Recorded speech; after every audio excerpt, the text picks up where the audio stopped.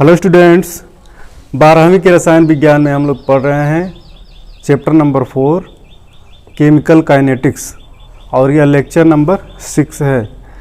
इस वीडियो में हम लोग पढ़ने वाले हैं अभिक्रिया की आणविकता को, मॉलिक्यूलरिटी ऑफ रिएक्शन। लेकिन इससे पहले कि वीडियो शुरू करें, पहले हम बता दे रहे हैं कि पिछली वीडियो में यानी अभिक्रिया की कोट में हम लोगों ने क्या क्या सीखा। चूँकि उससे रिलेटेड ये टॉपिक है तो उसको हम बता दे रहे हैं छोटे में। पिछले वीडियो में हम लोगों ने सीखा था अभिक्रिया की कोटि को, अभिक्रिया की कोटि, ऑर्डर ऑफ रिएक्शन को सीखा था, जहां हम लोगों ने ये देखा था कि कोई अभिक्रिया ली गई है, रिएक्टेंट से प्रोडक्ट बन रहा है।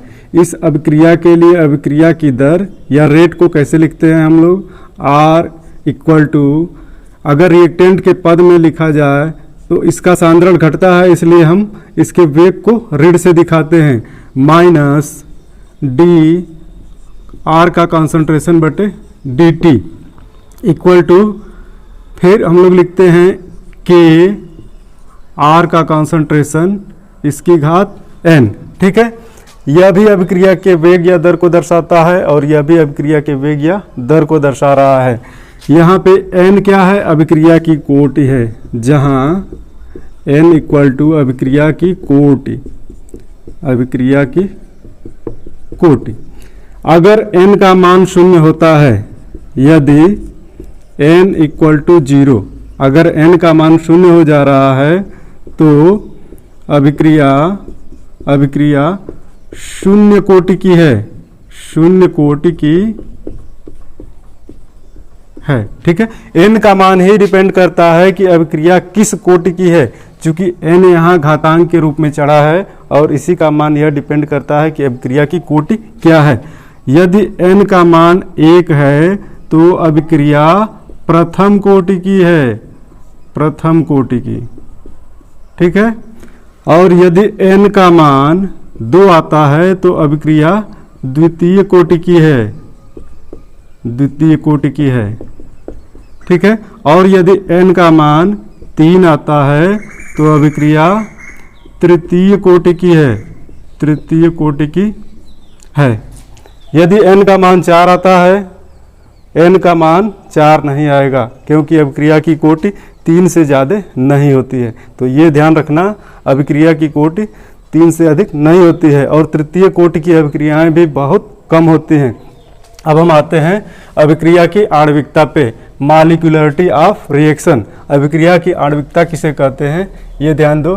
किसी रासायनिक अभिक्रिया को संपन्न करने के लिए उन क्रियाकारी परमाणुओं या अणुओं या आयनों, ध्यान दो, जो क्रियाकारी परमाणु हैं या अणु हैं या आयन हैं, यानी जो रिएक्टेंट से यहाँ भाग ले रहे हैं, ये एटम्स भी हो सकते हैं, मॉलिक्यूल्स भी हो सकते हैं और आयंस भी हो सकते हैं। तो किसी रासायनिक अभिक्रिया को संपन्न करने के लिए उन क्रियाकारी परमाणुओं, अणुओं या आयनों की संख्या जो एक साथ टकराती है, अभिक्रिया की आणविकता कहलाती है। इन रिएक्टेंट्स की संख्या को ही हम क्या कहते हैं, अभिक्रिया की आणविकता कहते हैं। एक साथ टकराने का अर्थ ये हुआ कि कोई भी अभिक्रिया तभी संपन्न हो पाती है जब अभिकारक के अणु आपस में टकराते हैं। यदि अभिकारक के अणु आपस में न टकराएं तो अभिक्रिया भी संपन्न नहीं होती है, ये हम लोग पहले जान चुके हैं। और अभिक्रिया कौन सी संपन्न होती है, टक्कर के पश्चात भी जो टक्करें प्रभावी होती हैं उन्हीं के अणु उत्पाद में बदल पाते हैं। बहुत सारी टक्करें होती हैं लेकिन सभी टक्करें प्रभावी नहीं होती और सभी अभिकारक के अणु उत्पाद में नहीं बदलते हैं। इसके लिए अथवा करके परिभाषा लिखा है, किसी रासायनिक अभिक्रिया में भाग लेने वाले क्रियाकारी पदार्थ के अणुओं की संख्या को उस अभिक्रिया की आणविकता कहते हैं। और ये लिखा है कि अभिक्रिया की आणविकता पूर्णांक संख्या होती है। यहाँ देखो, किसी रासायनिक अभिक्रिया में भाग लेने वाले क्रियाकारी पदार्थों के अणुओं की संख्या, ठीक है, इन्हीं अणुओं की संख्या को अभिक्रिया की आणविकता कहते हैं। और अभिक्रिया की आणविकता पूर्णांक होती है, अर्थात 1, 2, 3 इस तरह से होती है। फ्रैक्शन में नहीं होती, शून्य नहीं होती, नेगेटिव नहीं होती। जैसा कि हमने अभिक्रिया की कोटि में क्या देखा था कि अभिक्रिया की कोटि क्या क्या हो सकती है, ऋणात्मक हो सकती है, शून्य हो सकती है, पूर्णांक संख्या हो सकती है और भिन्न में भी हो सकती है। ठीक है, तो अभिक्रिया की कोटि के लिए बहुत सारी संभावनाएं हैं, लेकिन अभिक्रिया की आणविकता हमेशा पूर्णांक संख्या होती है। उदाहरण दिया है, पहला उदाहरण है H2O2 से H2O प्लस हाफ O2 बन रहा है। हाइड्रोजन पर ऑक्साइड का विघटन हो रहा है जल और ऑक्सीजन में। यहाँ अभिकारक के अणुओं की संख्या क्या है? अभिकारक के अणुओं की संख्या इस रिएक्शन की स्टोइकियोमेट्री से दिखती है, और इस रिएक्शन की स्टोइकियोमेट्री कितनी है? 1 है। यहाँ संख्या 1 है जिसको लिखा नहीं जाता है। ठीक है, 1 से अधिक अगर कोई संख्या होती है तो उसको यहाँ लिखते हैं और उसको अभिक्रिया का स्टोइकियोमेट्री गुणांक कहते हैं। तो यहाँ अभिक्रिया के लिए स्टोइकियोमेट्री गुणांक 1 है। ठीक है, एक ही अणु H2O2 का है जो टूट करके H2O और ऑक्सीजन दे रहा है, तो इस अभिक्रिया के लिए आणविकता 1 है। ठीक है, दूसरे एग्जाम्पल पे आते हैं। 2HI से H2 प्लस I2 बन रहा है। HI हाइड्रोजन आयोडाइड का विघटन हो रहा है और हाइड्रोजन और आयोडीन गैसें बन रही हैं। यहाँ कितने भाग ले रहे हैं अभिकारक के अणु? यहाँ कुल अभिकारक के अणु 2 हैं, तो अभिक्रिया की स्टोइकियोमेट्री भी 2 हुई। ठीक है, अभिक्रिया की जो स्टोइकियोमेट्री है वही आणविकता भी है। चूंकि 2 अणु भाग ले रहे हैं इसलिए अभिक्रिया की आणविकता 2 है। यहाँ देखो क्रियाकारी पदार्थ के कितने अणु भाग ले रहे हैं? 2NO प्लस O2 से बन रहा है 2NO2। 2 अणु NO के और 1 अणु ऑक्सीजन का, यहाँ 1 नहीं दिखाया गया, तो ये कुल मिलाकर के 3 अणु है। क्रियाकारी पदार्थ के 3 अणु अभिक्रिया में भाग ले रहे हैं, इसलिए अभिक्रिया की आणविकता 3 होगी। 3 से अधिक अभिक्रिया की आणविकता भी नहीं होती है। जैसे अभी हमने बताया कि अभिक्रिया की कोटि 3 से ऊपर नहीं होती है, उसी तरह से अभिक्रिया की आणविकता भी 3 से अधिक नहीं होती है। अगर कोई रासायनिक अभिक्रिया दी हुई है और उसमें अणुओं की संख्या 3 से ज़्यादा दिख रही है, 3 भी हो सकती है, 5 भी हो सकती है, 10 भी हो सकती है, अगर ऐसा रासायनिक समीकरण दिख रहा है जहां स्टोइकियोमेट्रिक गुणांक 3 से ज़्यादा हैं, तो वह अभिक्रिया एक पद में संपन्न नहीं होती है। बहुत सारी अभिक्रियाएं ऐसी हैं जो कई पदों में पूर्ण होती हैं, और ऐसी अभिक्रिया के लिए अभिक्रिया की आणविकता जो सबसे मंद पद होता है उससे तय होती है। चलो यहाँ हम एक उदाहरण द्वारा बता रहे हैं कि अभिक्रिया की आणविकता किस प्रकार से तय होती है उन अभिक्रियाओं में जो एक से ज़्यादा स्टेप्स में चलती हैं। एक उदाहरण हम ले रहे हैं दौड़ वाला। कुछ धावक हैं जो यहाँ से दौड़ में भाग ले रहे हैं, ये स्टार्टिंग पॉइंट है, स्टार्ट। इतने सारे लोग एक साथ दौड़ रहे हैं, ये एक ग्रुप है, ये ग्रुप नंबर 1 और ये है ग्रुप नंबर 2। यहाँ भी इतने ही धावक हैं। ठीक है, ये क्या करेंगे? दौड़ में भाग लेंगे। यहाँ एंड पॉइंट है, यहाँ तक इन लोगों को दौड़ के पहुँचना है। ठीक है, अब देखो इस समूह के जो भी धावक हैं, इस समूह के जितने भी धावक हैं सभी दौड़ शुरू किए, सभी ने एक निश्चित समय पे दौड़ प्रारंभ किया। और क्या हुआ? दौड़ते दौड़ते जब आगे पहुँचे तो कोई यहाँ पहुँचा, कोई यहाँ पहुँचा, कोई यहाँ पहुँचा, कोई यहाँ पहुँचा, कोई अभी बहुत पीछे है। ठीक है, यानी सभी धावक एक साथ तो नहीं पहुँच रहे हैं एंड पॉइंट पे।